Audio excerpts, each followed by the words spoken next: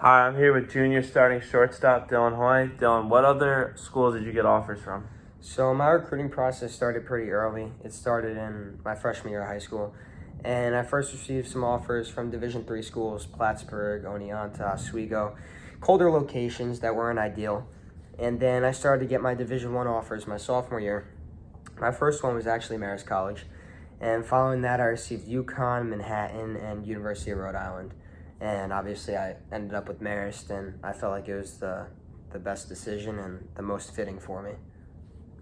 So you mentioned like why you chose Marist, but do you feel like committing sophomore year of high school, like you could have got better offers from like better big time schools? It's actually funny you asked that because there's a bunch of kids from my hometown and my parents and everyone that asked me that. But the best school in my eyes was Marist for multiple reasons. One of them being it felt like home, which is obviously the most important part.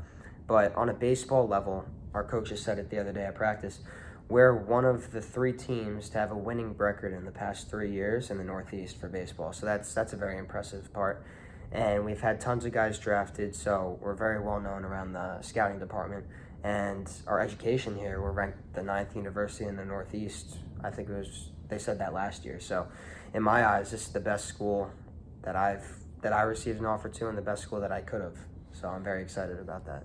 What would you say is the biggest adjustment from high school ball to college baseball? I would say the speed of the game. As you know, you have a bunch of friends from back home that play baseball, and the whole maturity level, the strength, and the physicality from the players in high school to college is just a totally different animal. Guys in college are bigger, faster, stronger, rather than in high school. So that was the biggest thing that I've noticed over the years.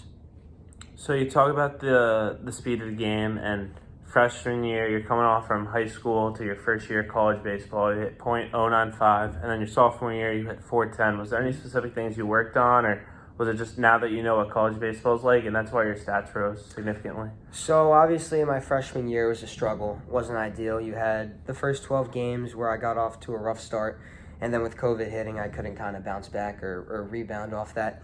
So we went into the summertime where obviously I worked out every day, but we didn't have summer baseball because of COVID. So I revamped my swing a little bit. I tweaked some things and to a point where I felt comfortable and where I could compete at the next level.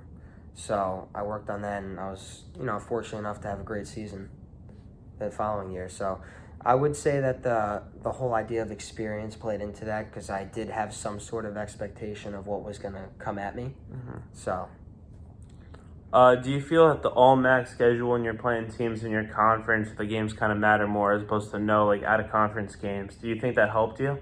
I wouldn't say so, honestly, because when we played the MAC schedule, it was 4 game sets.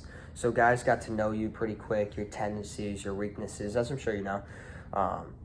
So that was hard in a way, rather than, going down south, they don't know who you are, so they'll kind of just pick you their certain way.